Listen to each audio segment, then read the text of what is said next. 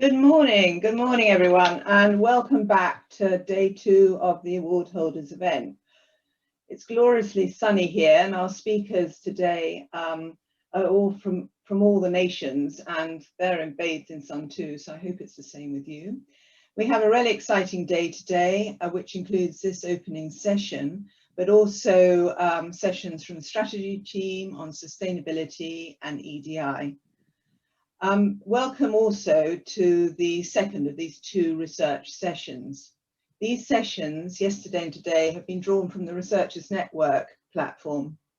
Apologies for repeating some of the things I said yesterday, but to give you some context, we began talking about a Researchers Network over 18 months ago. There are currently more than 200 researchers involved across the CICP programme, and each cluster and the PEC have a representative.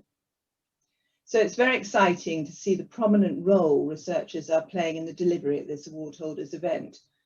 Today too, we're hearing about a cross-cluster initiative drawing researchers from Creative Informatics in Edinburgh and Cluster in Cardiff. And this is the 3rd presentation this morning. The format for this session is 3 research projects will be delivered. Each presentation will have 15 minutes to present, and immediately afterwards there will be a 10-minute Q&A, which will be moderated by Joe. So to start us off, 3 people drawn from Cluster, which is based in Cardiff: Justin, Sarah and Marlin. Thank you. Thanks, Joanna. Good morning, everybody. Bore da, croeso from Cardiff. It is very sunny here. It's a beautiful day, and we're grateful to be here presenting our Creative Economy Atlas Cymru, which is a tool that has been designed, built and made by the Cluster team. So my job this morning is to just give a couple of minutes of introduction to the context of what's happening in Cardiff and what's happening at Cluster and why we came to develop the Atlas tool. So Cardiff, for those who haven't been here, is a rapidly growing capital city, the first city of Wales, and it's one of the UK's largest creative hubs, home to world-class broadcasters, TV and film production companies. And that TV and film environment provide a significant part of the local economy here. So it's home to a number of acclaimed titles, productions, including many that I'm sure you either are familiar with, watch or know about, including Doctor Who, His Dark Materials, Sherlock, The Discovery of Witches, and so on. Wales also, and the cluster here, also has a strong reputation internationally for the delivery of high-end content production. And in the last 5 years, we've had a diverse range of titles again come out of production environment here, including one of Netflix's most watched series, Sex Education, Da Vinci's Demons, Watchmen, Apostle Brave, New World, the list goes on. And all of that has been made here in Wales, which is also a significant centre for bilingual production in the UK, again being home to notable productions including Craith, Hinterland and Bang.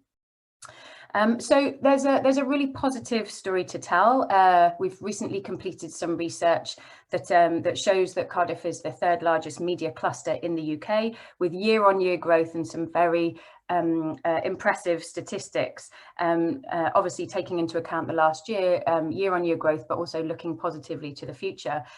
But despite this environment and all these numbers and data, it's been challenging to collate all of that data in one place to tell that story and to share a visual picture, if you like, of what's going on. So Cluster decided to put some effort into addressing this challenge. Cluster, the Creative Industry Cluster Programme from Cardiff region, that is working with the screen and news sectors here, but naturally that lends itself to engaging with the wider creative industries and creative economy. So we're working with colleagues here and the cluster to make Wales a global centre for media innovation and to tell the story on a world stage and present the data of what's happening in our cluster. Clusters funded, as well as by AHRC, clusters funded by the Welsh Government, the Creative Wales Department within Welsh Government, a relatively new policy commitment from Welsh Government to highlight the strength of creative industries in Wales. And it brings together all those broadcasters, independent producers, film and television companies, national companies, creative organisations, co-working spaces, startups and so on, to really bring together the cluster and showcase the strengths and build innovation into the future of the cluster. The programme is also a partnership between 3 universities, Cardiff University, University of South Wales and Cardiff Metropolitan University, and draws together all of the knowledge that exists in those organisations to build a bridge between academia and industry. So Cluster is aiming to invest around £5 million into R&D projects in its lifetime. And to date, we have funded 73 R&D projects, working across a really diverse range of activity, not just with companies working in screen and news, but in companies working in the wider creative industries, touching on activities around VR, immersive content, visual effects, new online platforms, interactive games, new storytelling formats, but also connecting with really important themes that are baked into the values and approach of Cluster around equality, diversity, inclusion, and environmental sustainability. So lots of good stories to tell there, and we now have a much clearer picture of the data, hence the atlas coming into view here. But when we started this work 5 years ago, we didn't have that clarity of information and data, and we certainly didn't have a way of visualizing it. So Cluster has changed all of that with a series of research activities built into the strategy that was set from the beginning, and of which the Atlas is one. And the primary aim of all of those activities is about making the picture of the cluster I've just described and of the work happening here more explicit and more accessible to as many people as possible, not just those working in the cluster, but those working around it. So Justin's now going to talk a bit more about our research strategy and how the Atlas then moved into being. Thanks, Sarah. Yeah, really what we're doing now, I guess, and this is the same for all of the clusters, is we've entered, if you like, phase 2. Phase 1 was very much about setting things up, getting things going, getting the R&D up and running, and producing interesting things. And as Sarah said, we've got 73 projects up and running. We'll probably have around 100 when we finish. But whereas in the first phase, it was very much about gathering data. So one of the first things that we did was to do a baseline survey of the sector that covers our area. Phase 2 will be about gathering that evidence in more detail, but also analysing it and evaluating it to see, you know, what works, what doesn't work, what is R&D in the creative industries, you know, what is most effective, what are the most effective strategies for doing it. So that's very much where we're moving towards now, and I think that this work very much comes out of that. Just a bit of context in terms of the Atlas. A piece of kind of parallel work to this was an analysis we did of actually the UK's media sector, audiovisual sector, and looking at the role that our companies in Wales played in that context, seeing where we were, as Sarah said. That enabled us to establish that Cardiff is third behind Manchester and London in terms of the kind of volume of audiovisual activity in a city. That research also revealed just the dominance, I think, of London and the South East, which remains the case. And we've seen increasing moves towards more devolution in that area, but it's clearly needed if our data, as our data shows, because there really is a very, very clear level of concentration and dominance in that sector. So this report comes out of that. It draws on some similar data sets. So it draws on, as Marlene will talk more about this, but it draws on the FAME data set, which allows us to do some mapping.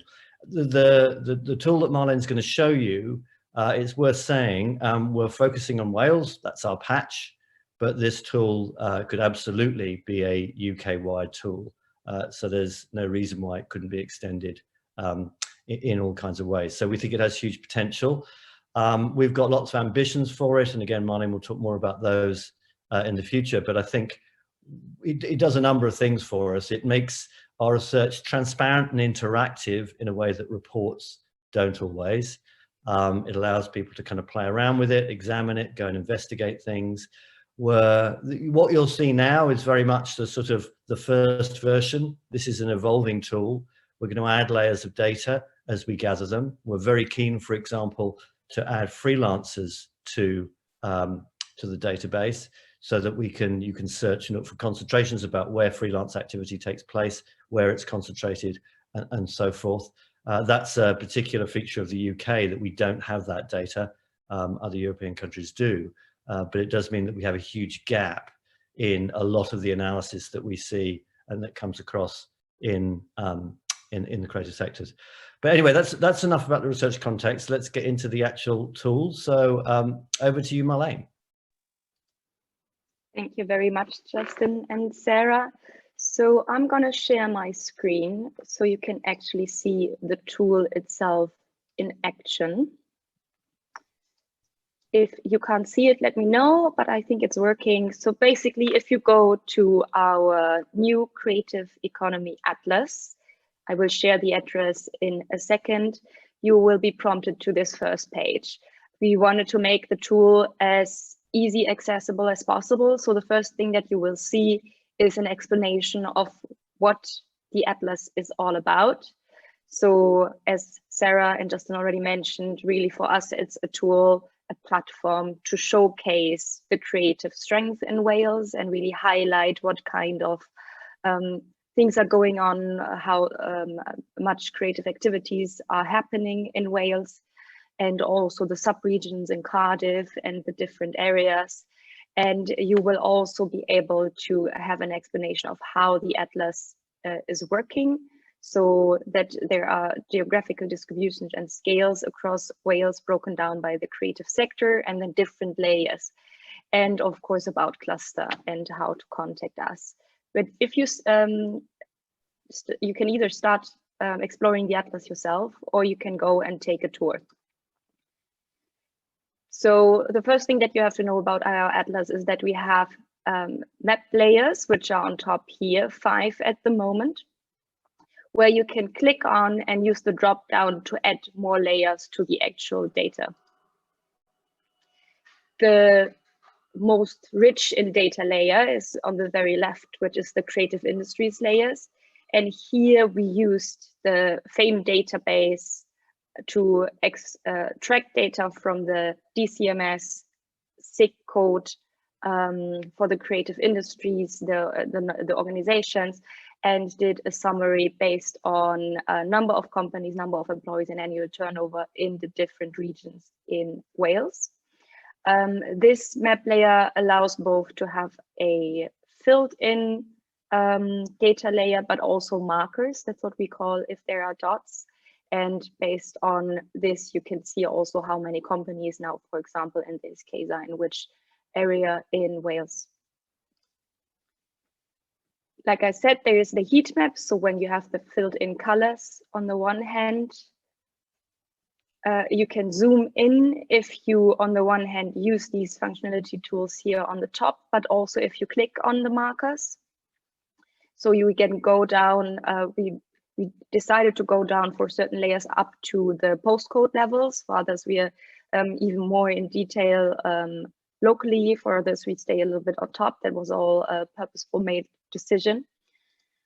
And we have filters for you to explore. So especially on the creative industries layers, that's this one, you can choose the different sectors to understand, for example, how the crafts sector works in Wales. And we can also filter for the different regions and specifically Cardiff. And then finally, we have on the right side our insights layer, where the data from the different layers is summarized and visualized in different graphics. And of course, what we want to highlight all the time, this is still a tool, as Justin already said, in development. So we are aiming on improving it continuously. So we want to encourage everyone who's using it and who's finding or who has ideas to improve it, but also finds issues with it, because we're still also working on improving the functionalities in itself, how smoothly it runs, but also different data layers for the future. So just to show you a little bit what we did, especially if it comes to cluster and our projects. So one of our layers are our innovation cluster projects. If you add these blue markers, you can see where innovation projects from cluster has been funded. If you click on the markers, it will zoom in, and on the industry side, you will see how many projects we have funded in the different phases and what kind of projects we have funded, distinguished between experimental development, feasibility study, and industrial research. We made this layer so detailed that if you zoom in to the map, you can actually go down all the way to find the different projects, and if you click on them, you will be pushed to our cluster website to also read really detailed information about what this project was about. We also decided to add a demographic layer. So if you click on that one, you can also, for example, see based on the, for example, the distribution of ethnic minorities in Wales, zooming out, where then with the markers, creative industries are lying. So the idea is really to enrich data by adding these different layers on top of each other as well. We have another layer on co-working spaces that this one is taken from the Creative Cardiff member base, an organization we're closely working with together. So this is mostly data from Cardiff. And soon we will add a layer here, which will be about the Creative Cardiff member base. So that would be a first exploration. We invite all of you to have a look at it. So I'm going to share this also now already in the Zoom chat. Maybe someone who's in Woover can share it there as well. The next step for us here, that's the last thing I wanted to highlight, is that based on having launched this, that we already had a lot of positive feedback of people being interested in working and collaborating with us on this atlas, and also further enriching it with new data layers. And the next big thing we are exploring now is to work together with the creative freelancers or cultural freelancers task force. I think they renamed themselves. It's actually a UK-wide one, but there has been a smaller Wales-based group to have split up from it. And they have been now looking into mapping freelancers in Wales. So they are very interested in using our atlas to also display their research findings and map freelancers, which is a big issue we're going to talk about also later in another session here. So I'm happy to share this with all of you, and we are open for questions.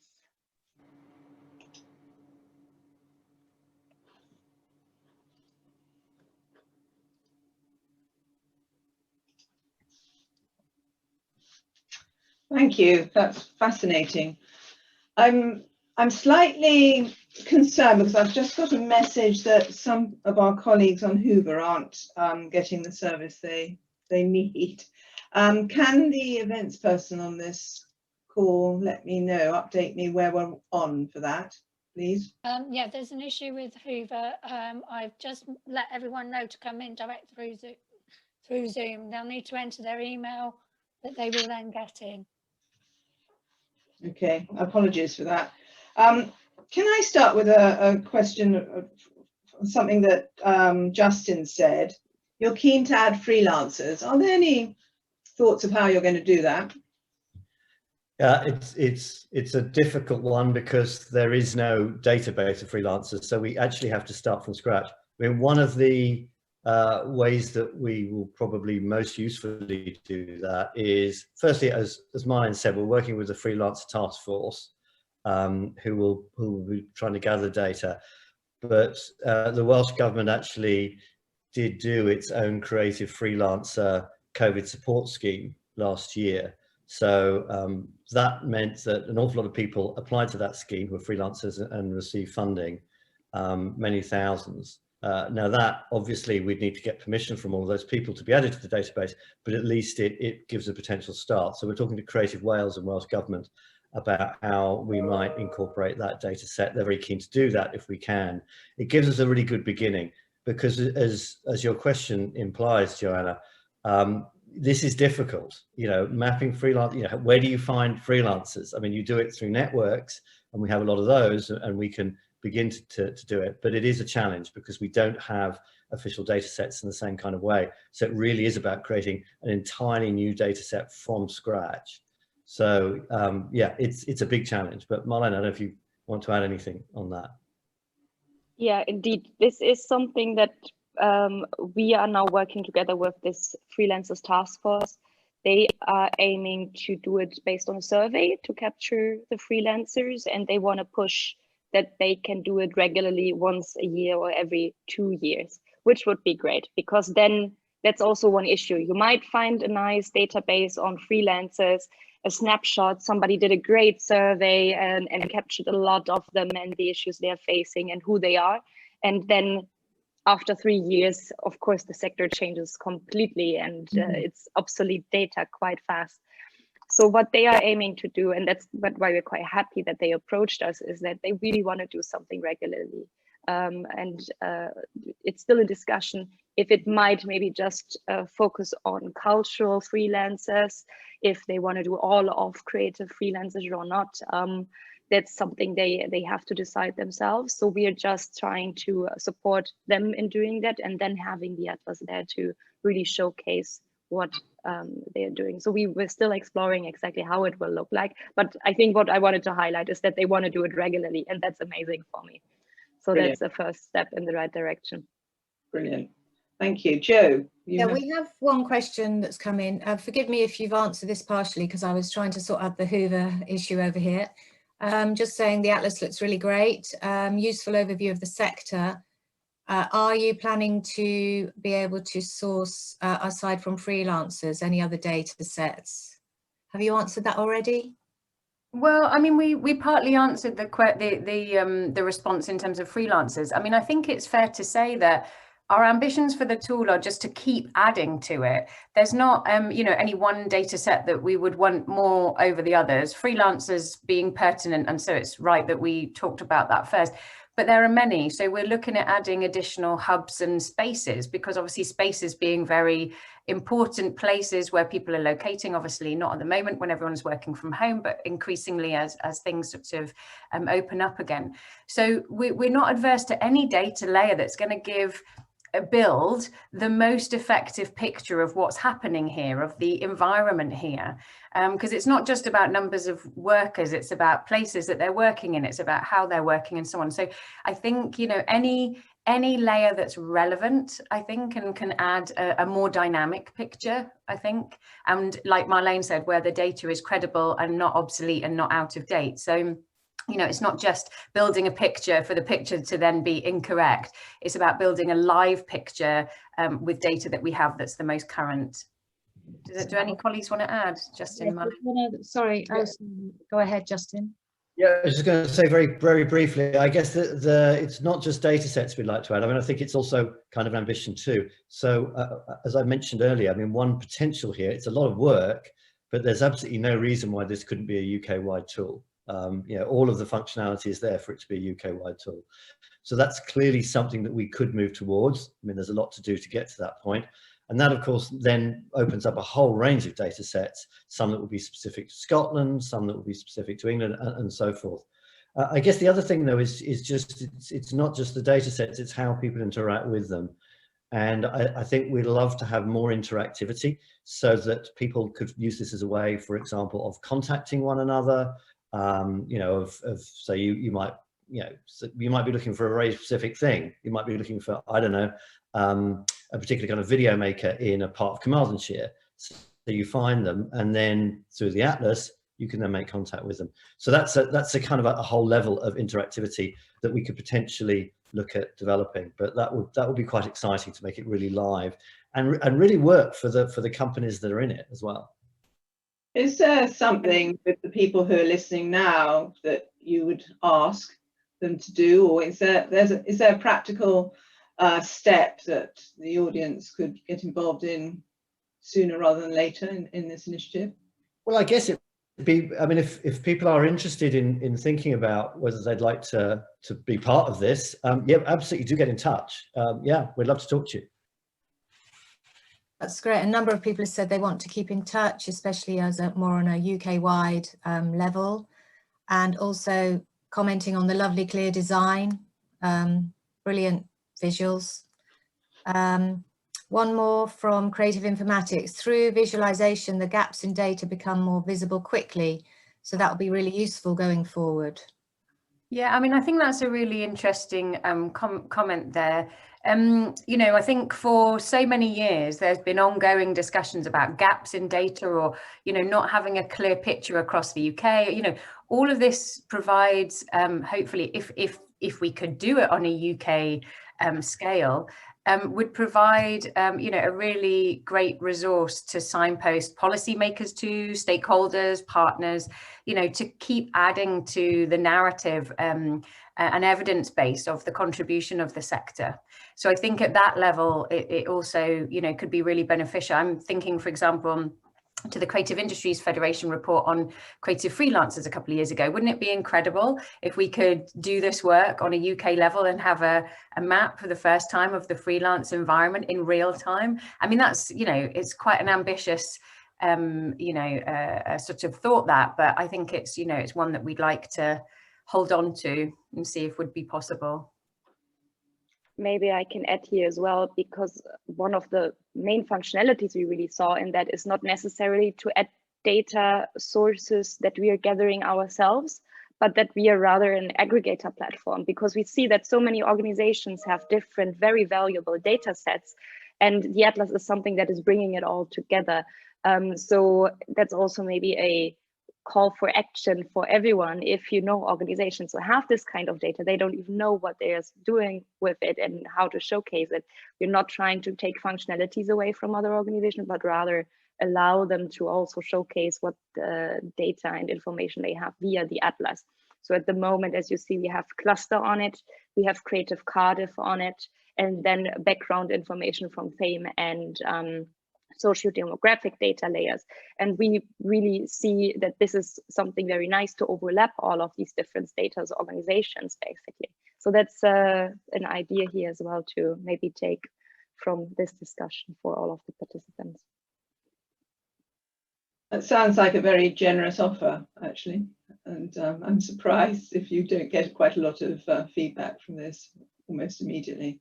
You've put in, I saw on your first slide, Marlin, that you had a particular address for people to contact. Could you pop that in the chat so people could have that? That would be great. Yes, I will.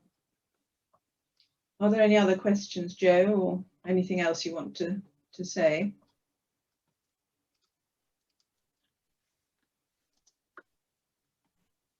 No, just lots of enthusiastic responses and people wanting to get in touch with you. I have posted the Atlas, the link to the Atlas link on your website. I've posted that into the chat and the community board, so people can access that if they missed it because there was a technical issue earlier. But they will be able to go and have a look at it in more detail as well, so that's good. Thank you very much. Thank you. That's really fabulous. Okay, we're moving swiftly on to Dr. Claude Heath, who's Creative Data Senior Fellow at Story Futures, and he's talking about the data will always be in chaos, which is a good thing for the morning, I think. So thanks very much, and please do begin. Hi, thank you very much. Thank you for that introduction, and it's lovely to be here to talk to you a little bit about story data. Story data is if you like, a sub-project within the larger umbrella project of Story Futures, which, as you probably may know, has quite a broad remit as to encouraging the businesses, creative industry businesses within our cluster region to enter into and become educated and very savvy with immersive tech. And within that, story data, as we're now calling it, is really trying to bridge and lay the foundations for future work with those businesses and with others, of course, to understand the problems they have around using data, using information sharing practices, and getting that to work much more smoothly than it currently does across the sector. And yes, you're right that the title of my talk is a little bit disingenuous in a sense, because when we're talking about post-production practitioners, they are nothing if not very good at sorting out problems with data. That is kind of what they do, but that is actually a quote from one of the key practitioners at Double Negative, one of our top visual effects companies in this country. And when in saying that data will always be in chaos, that means that they are dealing with a certain amount of unpredictability coming from the production side. And that does create problems for them, many frustrations that we then made it our task to go and find out about. So if you'll allow me, I'll just share my screen with some slides which will give you a better sense of what we've been working on.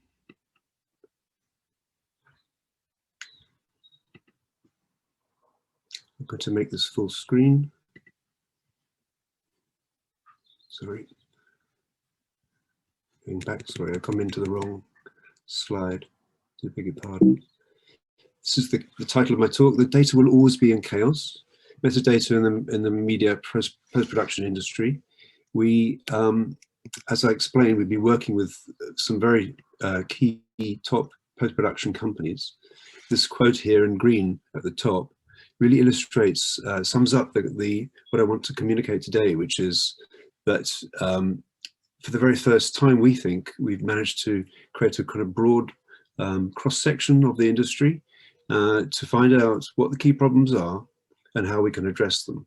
Because the small entities known as metadata, key bits of data that often go missing or are hard to track down, do cause a lot of problems within the industry. And as the quote at the bottom says, and more succinctly perhaps, that connection between post-production and production is always a bit slippery. Things kind of fall through the net. Not always, but about 95% of the information does get to us, but there's that 5 to 10% of information that just slips away.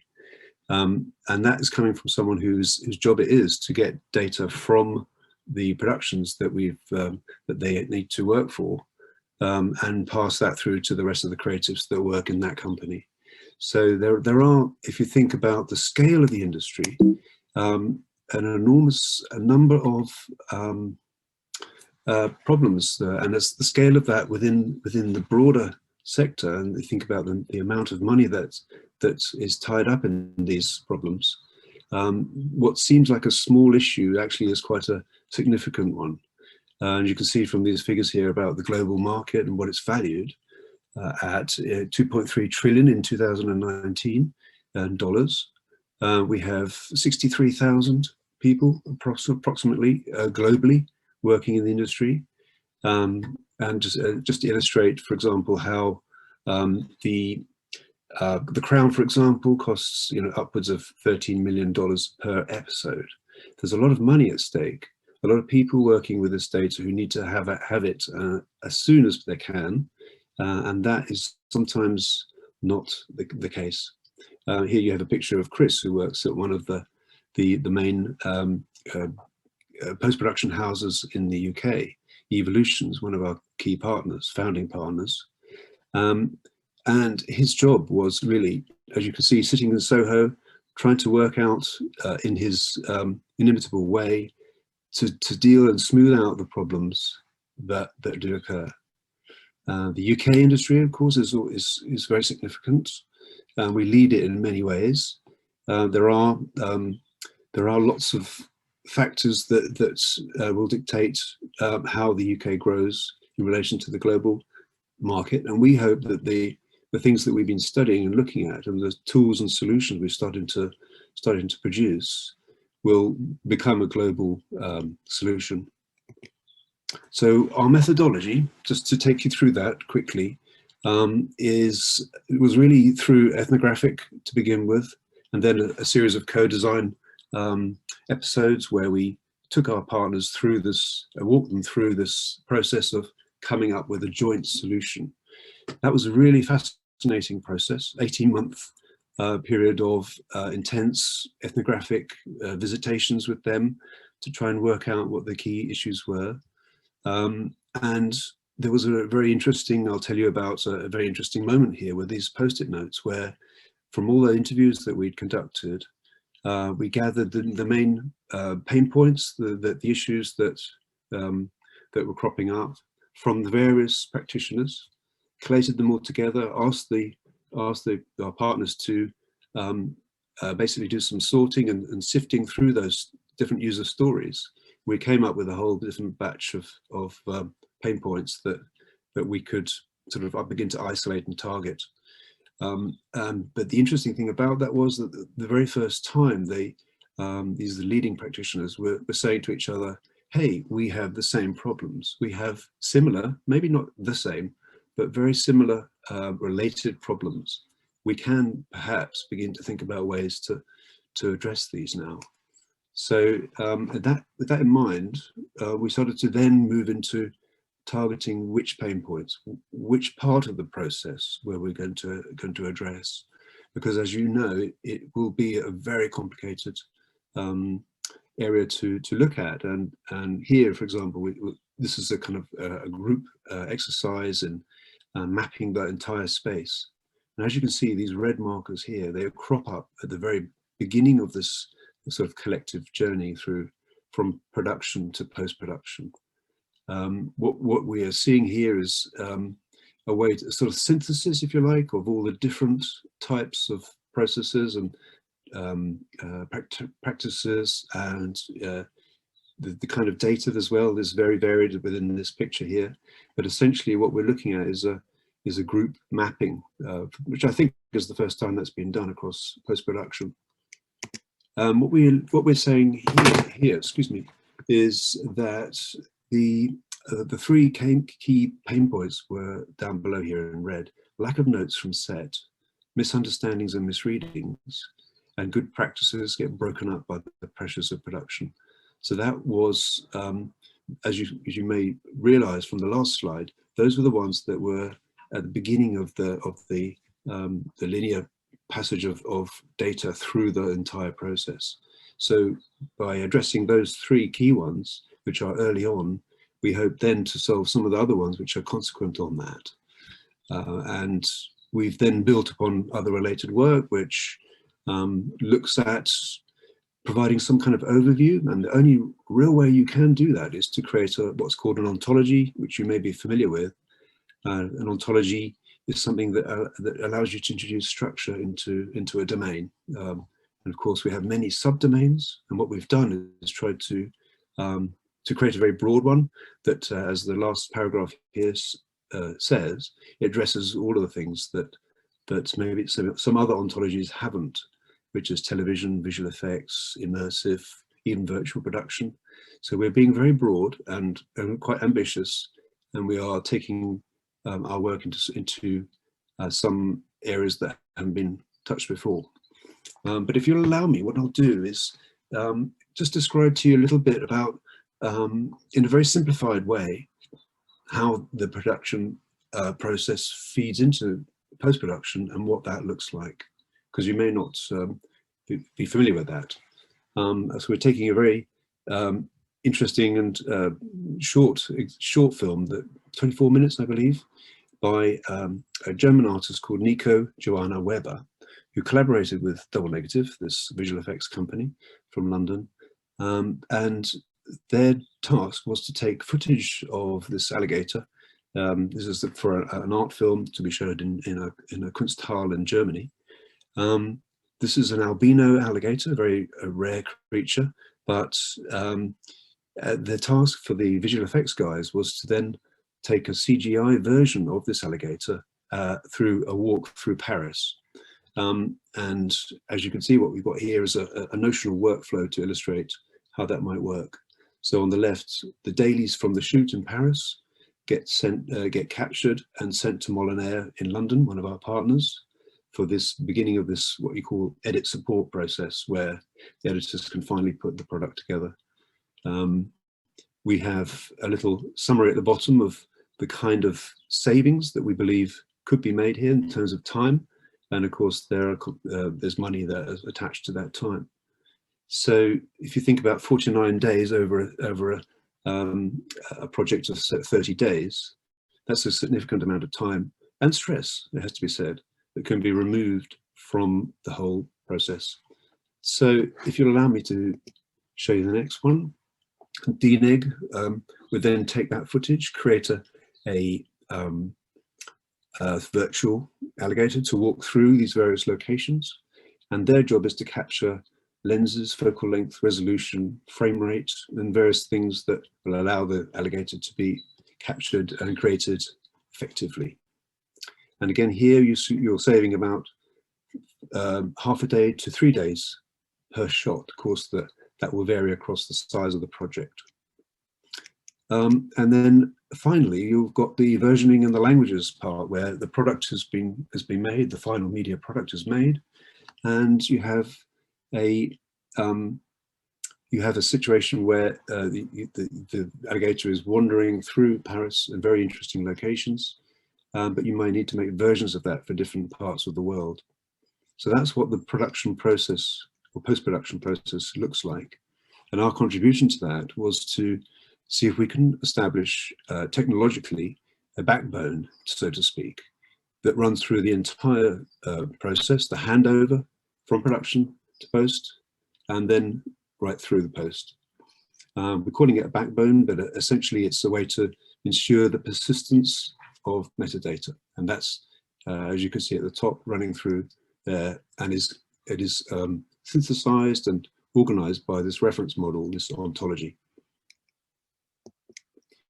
How we're doing this is we've worked with a key company in our cluster called Accelegress, who have come up with the idea of working with an Internet of Things framework, Internet of Things data framework.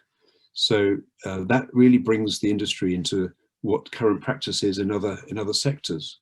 And that's been missing because of problems with legacy information, legacy data, and practices that have been holding back advances in this area. Our ontology looks a bit like this. We have taken the key concepts from production, and we've run through all the possible connections that has. We've done a certain amount of wrapping. So as you can see here in the paper, it's called the Russian doll metadata versioning. And what that really means is that we allow the backbone, that timeline of the metadata to exist, because it is wrapped within an earlier iteration of that information. So it grows. Probably explaining that very badly, because there are people who could do better on our project. They're explaining this to you, but I'm trying to give you a simplified version of what we've done. The tool looks like this at the moment. It's going into further development. It's as we speak.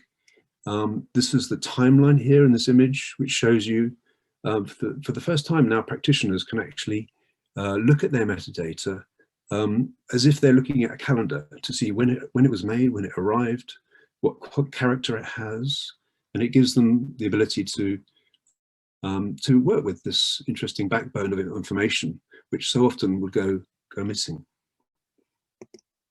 And here you can see the alligator footage. You've got the real alligator at the top there with the CGI versions of it as it moves through different clips. So, and then there's various ways of people being able to sort of investigate the data further and to dig deep and find exactly what it is they're looking for, and then add their own layers of metadata onto that. So just to sum up, this is Bobby. He's a very interesting guy. He's a very capable technical post-production manager, in fact. When he is working with us, he was like this, thinking, I hope this is all going to be fine, because he was very excited about the prospect of data story coming his way. If I realize I've presented a very simple version of what we've done, but if anyone is interested in seeing a more fuller version, we have a report that's coming out soon, and we're very happy to send that report to you via that email address at the bottom there. But of course, we're also happy to answer your questions. Thank you very much. Thank you. That was fascinating.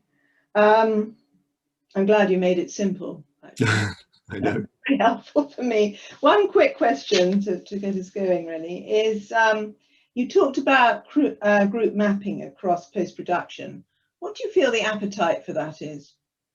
When you say group mapping, do you mean the across different businesses and that kind of thing? Yes, you showed one of your slides of showing how you were approaching group mapping and how that was feeding into your argument. And I just wondered whether you felt the components, what sort of appetite there would be for that sort of group approach, and whether there was an appetite for that. I think there's always an appetite, but as with all things, people are very busy, and you have to get their attention and make the rewards apparent for getting involved. So, but I think once you have built those initial bridges, and you establish relationships, then you can start to build sort of trust between different partners, and that can grow. And I think this is the real, you put your finger in a sense on the real point of making a tool like this, is to then build these sort of bridges of trust across the industry gradually. Okay. Our partners will have put time in because they realize they get a first go at the tool. Okay, thank you.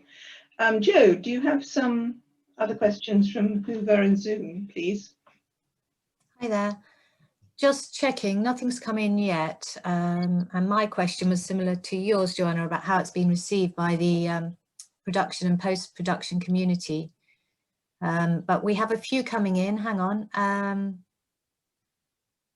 Yeah, Justin Lewis from Cluster. Hi, Claude, connecting with a session later today. Does this have potential for reducing the energy costs for data storage?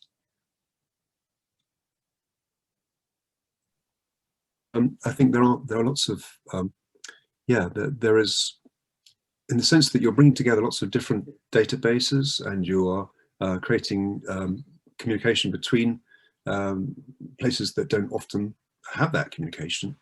Then there is potential for synthesizing approaches, and I think if you imagine the cloud aspect of what we're talking about here, then yes, that offloading of some of that processing and some of that management of data onto the cloud will give it the unity it needs.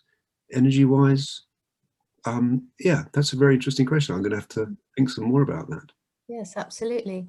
And so your partners, I think you said Molinaire were one of the partners. Are they actually going to be using this in future productions? Yeah, they're testing it out at the present. We've got a kind of very early prototype that they're working with. And we'll be taking small parts of projects, I believe, rather than entire projects to begin with. With DNEG, it'll probably be more a case of the kind of project you saw, which is a short art film, just to test out what the workflows look like. But we're getting some initial good feedback. Brilliant, thank you. Lots of positive responses, fascinating, clear how useful this work is, thank you. Once the tool is available, are there plans for use of it to engage the broader industry in using it? So yeah, what the launch would be? That's a very good question, and absolutely up to what we're currently working on, which is we've just put in a smart grant application. That was in the last round. We've done very well there. We've got a very high score. But because of the COVID backup, if you like, the hundreds of companies who are waiting and projects are waiting for funding, we didn't get that, but we were advised to apply for the next round. So we're doing that in May. And the company who I mentioned, Accelegress, are so keen to do this. They're actually working on it now, sort of, even though the project officially is wrapping up. They're working under their own steam to bring it forward. So there are definitely plans and I'm sure that a special vehicle of some kind will at some point be formed to take it forward. Brilliant. And Jane Harris is asking, again, she's saying it's fascinating and well done, Claude and the team. Have you engaged the wider post-production community to further test the viability of the tools? So not just your partners, have you approached other people? That's we've approached a couple of partners, people like, well, SohoNet have expressed an interest in working with us. There are other bodies as well we're talking to. That's happening currently. And then that will begin to, I think we were very wary at this early stage to broaden too quickly, because then it could have disintegrated it perhaps, or you know, maybe been just too much. So we've built something that we think will work, and now we're going to open it up and get other people involved. Also, people are saying, thank you for making it simple and very clear, and great visuals as well. Has the growth in metadata caused by the use of new tech changed how producers think about their product and its potential for longevity? So the producers as opposed to the post-production. Yeah, I mean, that is back to the last question as well. You know, the other partners for us to consider working with would be on the production side. We've had many discussions about how to balance our current work. We've been focused on post at the moment, but that's with a view to then taking what we've done to production as well, because without their buy-in, you don't have that anything at all really. And actually, the main point about the data storage tool is that it does create that kind of isthmus, that bridge between post who say we would like the data in this form, and production who will then say, okay, that's fine. And then, because if you have the right partners, then production will work with that, and vice versa. But yes, a lot more to be done. Do you have any sense of how the production community have received your ideas so far? The production community, as in producers? Oh, okay. Yeah, we've had some initial feedback. For example, with a very interesting session we had with the German artist who was the creator of the Alligator project, who was really, well, rather chuffed, rather like Bobby was at the end, that it allows people to, like herself, who don't want to see all of the information, who aren't actually technical. They want to see what they need to see, and they were very. She was very pleased that the tool would do that, would allow her to filter out and see just what she needs to do to make a good art project. So that was a good sign, I think. Fantastic, thank you. I can't see any more questions at the moment, Joanna. No, I mean, but actually that's just perfect timing. We're just smoothly going into the break, and that's absolutely fascinating, Claude. Thank you so much. It's brilliant to start the day with albino alligator. I know, yeah. And reference with the Russian doll, and also an atlas. You know, how wide are we looking? It's fabulous. So just to let you know, that we've got scheduled comfort break now. And if you could please be back at 10:20, where we have the cross-cluster research project, which I mentioned earlier, which is mapping freelancers in the creative industries. So please come back and enjoy whatever beverage of your choice you're going to make now. And thank you so much for the speakers this morning. It's been a stimulating and interesting session. Thank you.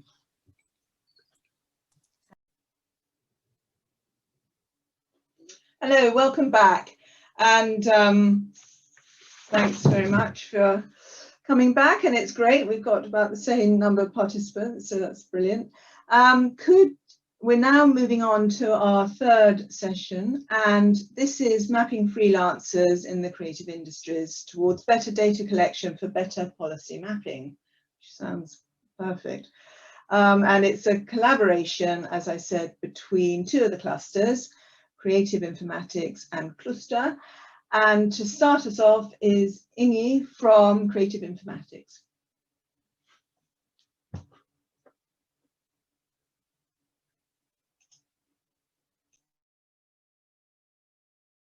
Sure, I'm on mute too. Okay, Can you all see that?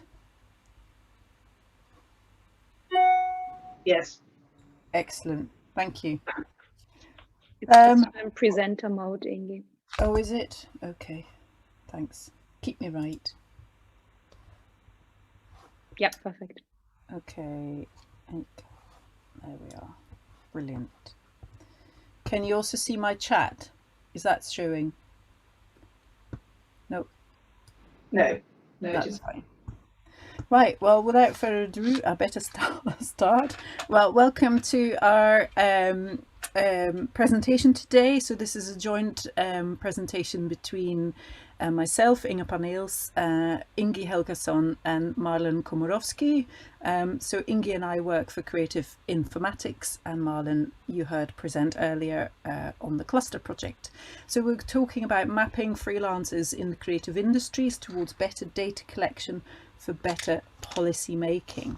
And this is really a kind of provocation really that's come out of discussions that we've had and research that we have been doing in our respective clusters. So I'm going to start by introducing Creative Informatics. So Creative Informatics is based in Edinburgh and covers Edinburgh and the south east of Scotland region. So one of the questions we started, very similar to cluster as Marlon already outlined earlier, is, well, where are our creative industries? And so we started to collect some data and trying to also visualize where our creative businesses and freelancers and companies were based. So I'm going to hand over to Ingi now, who's going to speak a little bit more about where we started really and why we started looking at the data. Oh, okay, so yes, you might know a little bit about Creative Informatics already if you were at Chris and Susan's presentation yesterday. But essentially, you know, one of the features of Creative Informatics is that we cover all of the different industries. As you can see there, the full breadth. Now, the aspect that sort of unites us and draws us together is this underpinning idea of data-driven innovation, which we define quite widely, really. For example, it can address data as a creative medium. It can be data as part of the creative or business process, and we include sort of digital technologies and so on within that. But it can also be data about the creative community and about creativity and creative practice in a sort of wider sense. Okay, next slide, please. Yeah, so this is the coverage area, as Inga kind of described earlier. The stripy bits are the sea there, and the smaller sections in the middle are the urban areas of Edinburgh City, and the other sort of Lothian regions. But we also cover sort of Fife to the north and the borders to the south. So it's this whole wider region. It's quite varied and it's quite diverse. And we're sort of reaching out to these to look at what creative industries look like across this wider region. Yeah, next, please. Yeah, so to start looking at this, what we kind of did was we thought we would look at publicly available data sets about the creative industries and see how this mapped onto our region. And we started with the SIC code publicly available data set, which was similar to what Marlon was talking about earlier in the presentation this morning. And we, together with a really great student intern, we worked on associating the breakdown of the different industry sectors along with postcode data. And we started visualizing this onto this interactive map. Now, we were interested in what our landscape looks like for several reasons. And one being that we suspect there is maybe a data gap there around freelancers, particularly in smaller businesses, especially in these official kind of governmental statistics. But we're also interested in exploring how meaningful this data is or could be to members of the creative communities themselves. And this is something we also want to explore further going forward. And from my own perspective, I'm interested in this kind of interaction design type of area where we're looking at the motivations and affordances of it around interacting with this kind of data set and what meanings are drawn out of this. There are some other projects which are carrying on that are relevant. I will put some links into the chat later on in the Zoom after my section, so you can find out more information about that. So anyway, what you can see is we started off with this interactive map here where you can visualize either all the layers of the different breakdowns of the industry by different color, and we can also, what you're seeing there is the Edinburgh City part of it, but we can look at different elements and you can look at each section individually or all together. I will put these links into the chat later on. Okay, next slide. Now, the activity did expose some potential issues to explore further. So their next step was to look at a different data set. We looked at membership data from Creative Edinburgh, who are one of our partners in creative informatics. This is a membership organisation that supports creative practices of all kinds in the Edinburgh area. And looking at the data that they have, we can quickly see some gaps and issues there already. For example, you can see that out of their full database of entries, if my arithmetic's correct, only less than a quarter had included their postcode data. And this reveals some issues about what people are perhaps voluntarily happy to give up about themselves, about their own data, and that has issues around completeness of data sets. And then we can also see that of those people who did have postcodes, just over half there are not on the map that we did earlier, which means that the majority of these creative businesses captured by Creative Edinburgh are not represented in the SIC code data. Now, that's not particularly surprising to us. I mean, this confirms a lot of prior work, which suggests that people who are self-employed or who are freelance don't necessarily appear in this SIC code data, but it does show some issues around understanding the completeness of the sector that we're working within. And this does seem to be something that's perhaps of more significance for the creative industries than other industries as well.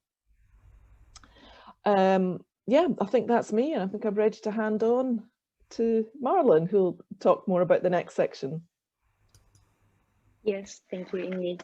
So basically, Creative Informatics was facing similar issues than we were facing in gathering data for freelancers specifically. And if you come from a different background like me, so I myself am German, I work as well at the Free University in Brussels, where I did similar mapping studies for the creative or media industries. And when I started my research in the UK, in Cardiff, I realized it's a completely different system of how freelancers are captured. And especially my research in Brussels was much more satisfying because every freelancer, similarly to companies, has to register in a kind of company's house for Belgium. So if you want to know who is a freelancer and in what kind of sector they are working, it's a very easy system. So we thought it might be nice to have here a small section to show you how it's internationally being done before Inge is presenting what we found out about the UK and recommend for the future in the UK. So internationally, I had a little look at some studies just to make sure that maybe Brussels or Belgium is not a single case and how the UK is handling it is more common. There basically in some of the research that showed me that there is worldwide a large number of nations and administrations that have some sort of business register in place. In the EU 27, this includes all of the EU 27 countries, because there has been a harmonization process. So, however, there are also still considerable differences among business registers.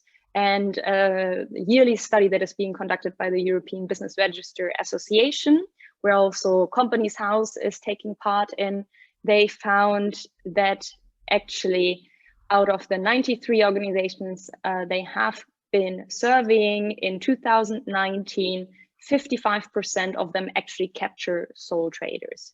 And this, of course, does not include the UK. That is why we have the issue here in knowing who are the freelancers and which freelancers are working in which sector in the UK. So in this overview, you can see out of the 93 organizations that have been surveyed by this association, how many of them are actually capturing sole traders and what other kind of business entities. Next slide, please. So I thought it might be interesting to have a look in how far this might impact statistics that we have in the UK or in other countries. So like I said, there is a legislation in the EU that harmonizes to some extent how these business registers are working. Company registers or national commercial registers, and what kind of information they are storing, and making them normally available to the public, like Companies House is doing. So based on data from the European Court of Justice, we could identify that 15 out of the 27 EU member states, this excludes in that case the UK, do still not capture sole traders. And in this table, what I did, I just took a couple of example countries which have, as you see in the very right column, which do not capture freelancers. And then I calculated the ratio of the population based on the number of business registers.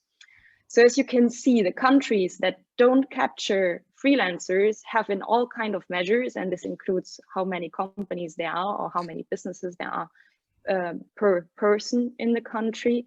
The UK has 0.06, Ireland also not capturing freelancers 0.04, Germany, same case, 0.04. If we look at countries who have freelancers captured, these numbers go up. I also put Spain in here, which is not higher than the UK, even though they are capturing freelancers, just to give a full display that this is just a preliminary insight. So there could be other factors that come into play, like economic downturns, like in Spain, that pushes this ratio down, even though freelancers are captured. But I'm attempting to make a little better overview overall to see in how far this is the case. But basically the idea and why I put this on here is to show you that if you go and make an international comparison, actually UK statistics are looking much worse. And one of the reasons is because freelancers are not officially captured, and research and public statistics do not capture freelancers the same way as other countries do. Next slide, please. So because the UK doesn't do it, I just wanted to give you the example of Belgium, where, like I said in the beginning, it was much more satisfying to work with public statistics on companies and freelancers. In Belgium, for example, you have, of course, sole traders and freelancers captured. So you're not allowed to work as a freelancer, doesn't matter how much. So there is not a capture. If you have income coming from freelance work, if it's just 500 euros, if it's €0, but if you want to work, you always have to register. So there is the first way of registering as a freelancer in Belgium is that you have to go to the business counter. So it's the Ondernemingsloket. You have to register as well with the official Belgian business register, the Business Hub database. Again, the French and the Dutch name, because it's the bilingual region. Country, which is managed by the Office of the Federal Department of the Economy. And then what Belgium does, it provides the data via the KBO, so the business register that is captured, and puts it into the annual accounts of the central balance sheet of the national bank, the NBB. And via the NBB, you have completely free access to the data that has been registered by the freelancer, including company number and so on.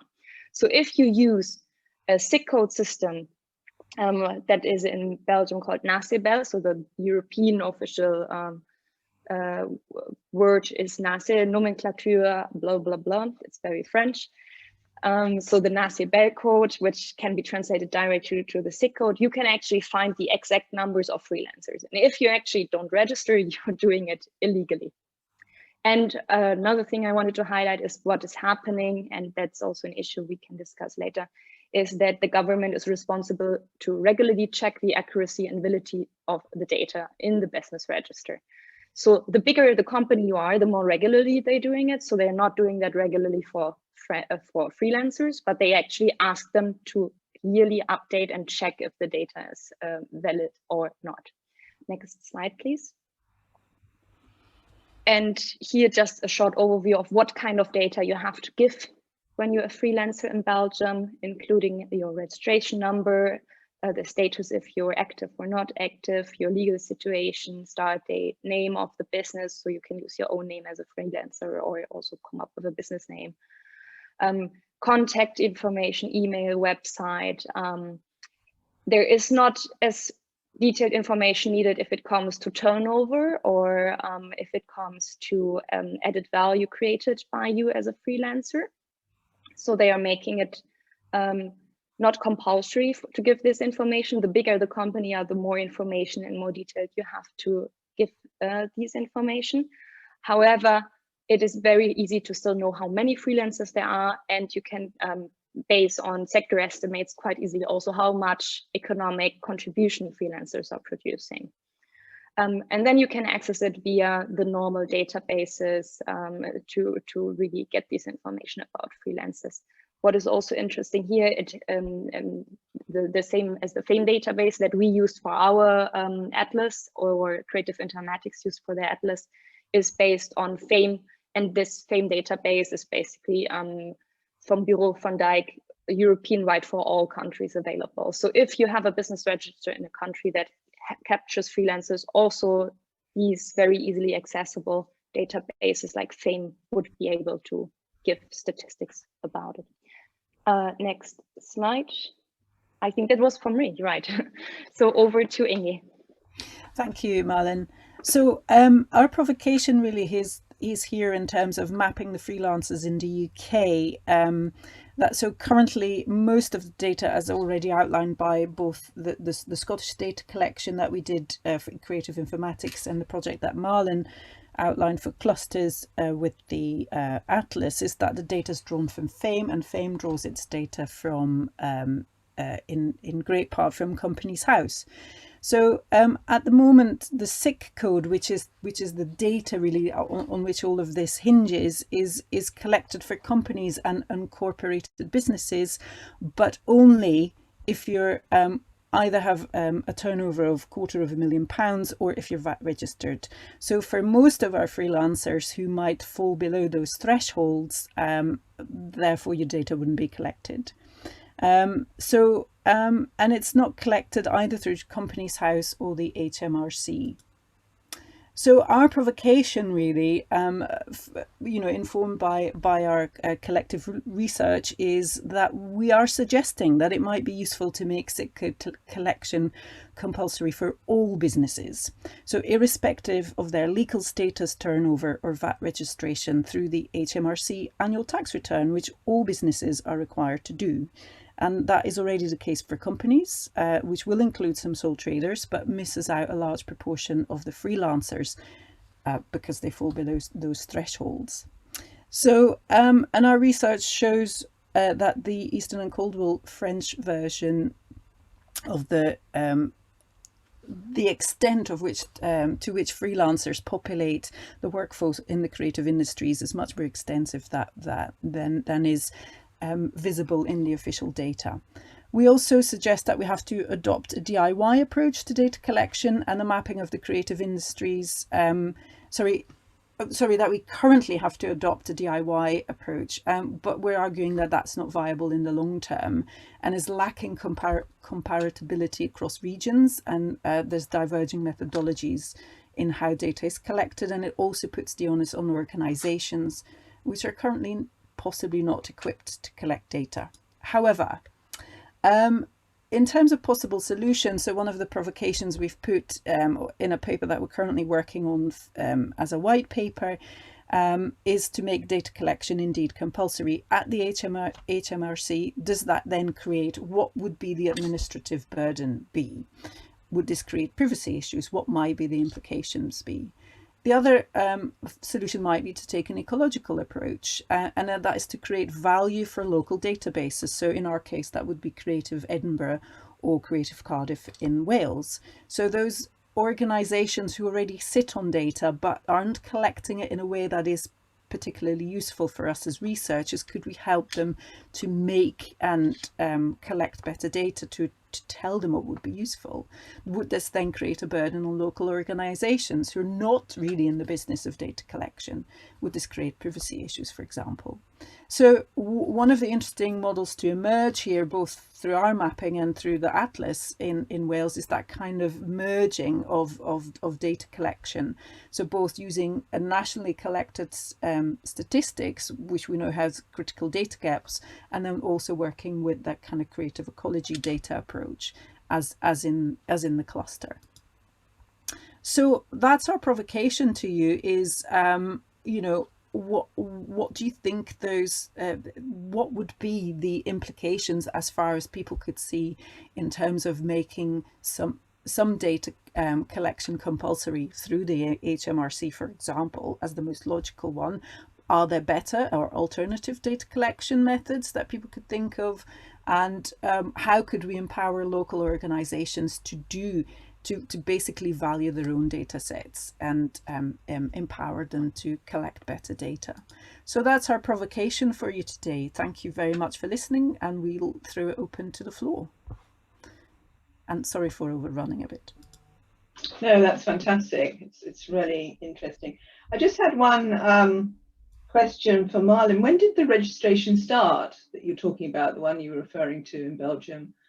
How many years have they been collecting that level of detail and data? I have been looking back at 15 years. It could be even longer, to be honest. I would have to check, but I myself collected data from 15 years ago, and back then already the same data was accessible. Wow, fantastic. Okay, Joe, can I hand over to you for some of the questions? Although it seems to me that it'd be really nice to have a follow-up session where perhaps we could have a roundtable discussion with all the clusters, feeding into those provocations and actually coming with some really practical thoughts and actions from it. But anyway, let's use the system we're using now and field the questions that are coming in. Thanks, Joe.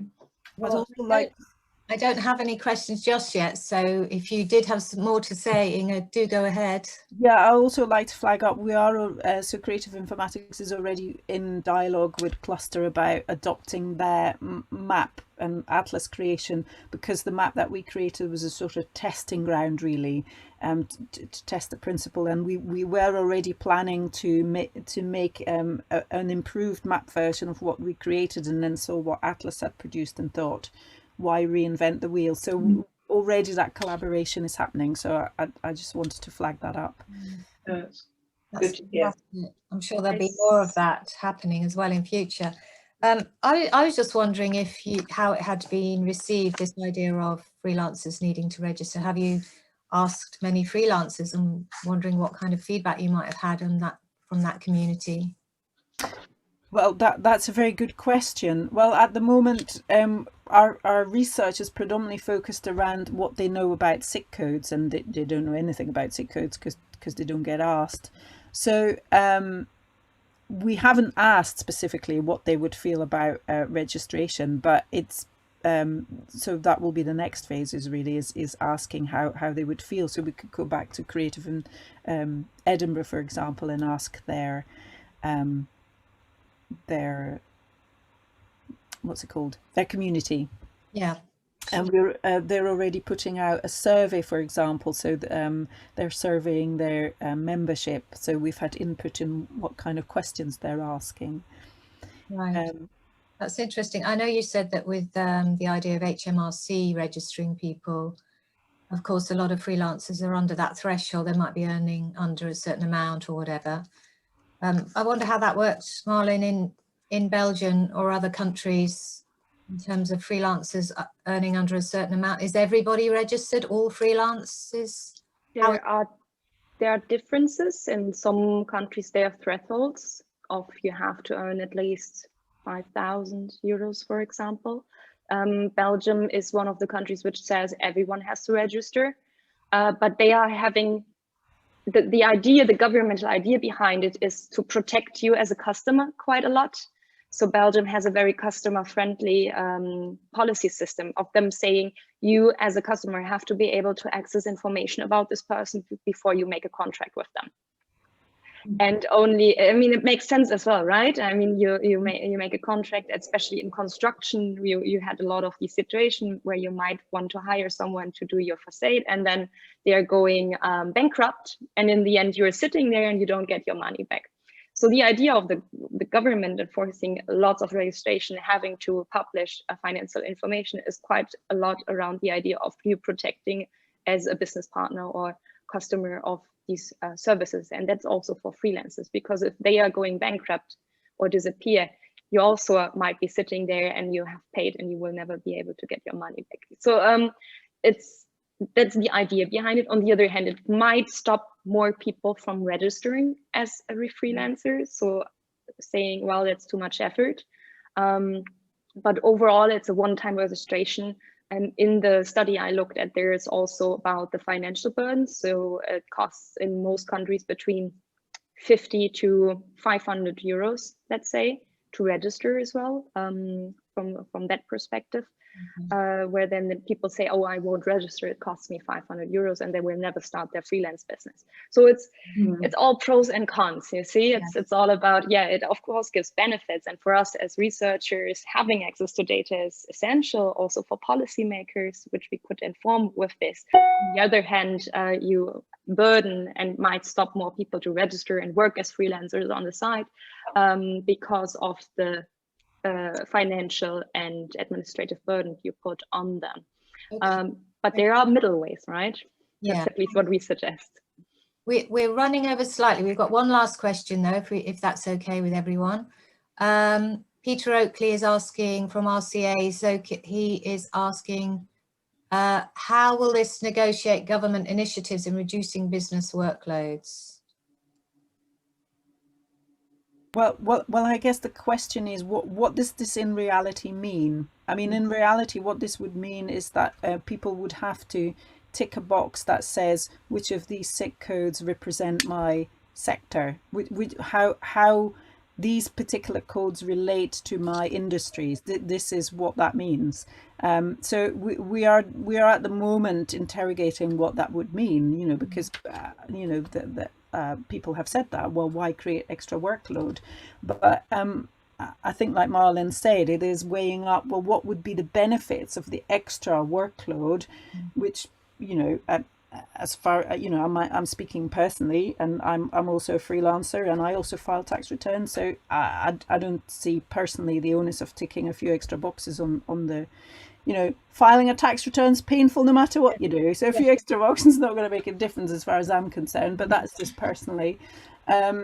So I guess the question is, does the increased workload outweigh the benefits in the long term? And I think what this research has shown, both in Scotland and in Wales, is that, and not just there, but you know, it's a long-standing and there's long evidence and of that gap in freelancers, and that, I think that's the crux of the argument that we're making here, and I think that COVID-19 has highlighted very significantly, is if we don't know those people exist, if we don't know where to find them, then it's really difficult to make sensible policies to support them. And so I think there's also an argument to say it doesn't matter if your turnover is less than 80, you know, $250,000, or if you're not VAT registered, you should still be counted. You're still contributing to the economy, and particularly when it makes such a significant part of our workforce in the creative industry. So that to me outweighs the arguments of ticking a few boxes. But as I said, that is possibly my personal opinion.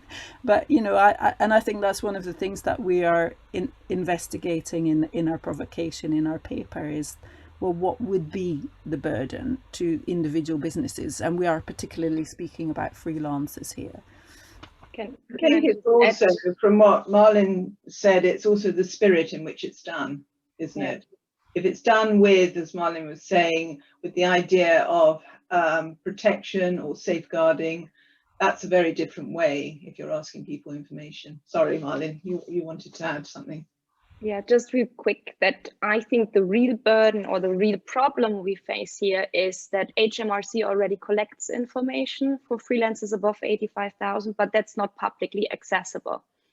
That's why I used also the Belgium example of them actually connecting different databases, then publishing it before it goes out there. So they then sending it to the National Bank from 2 different sources, and that's your actual stop to find company or business information. So business in a sense of freelancers and companies. The additional burden for freelancers is quite minimum in a sense of it's just another tick box of the tax return they have to do anyways. But then making it public is at the moment the real problem of HMRC then compiling the publishable data and making it accessible to researchers.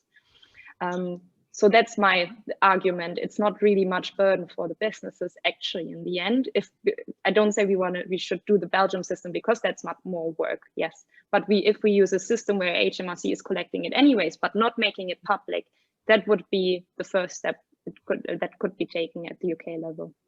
No, that's a really good point. I think we've run over a bit, as Joe alluded to. So if there's nothing else from any of the panelists, I think we should declare this session closed. There is a break now that we go into, so we have got that buffer, which was very useful. And then at 11 o'clock, there's the strategy team, and I urge you to attend that session if you can. Really appreciate what you've brought today. It's fascinating. And I feel that most of the sessions today are just the start of a very productive, collaborative conversation. If people want to get in touch with you, I see Ingi has put up the link to the creative informatics mapping process. Can people contact you direct about this, or how would you like to be contacted? Yeah, yes, you see our contact details in the presentation panel lists, right? So just send us an email. Fabulous. Thank you all very much, and enjoy the rest of your day. Thank you. Thank you. Bye.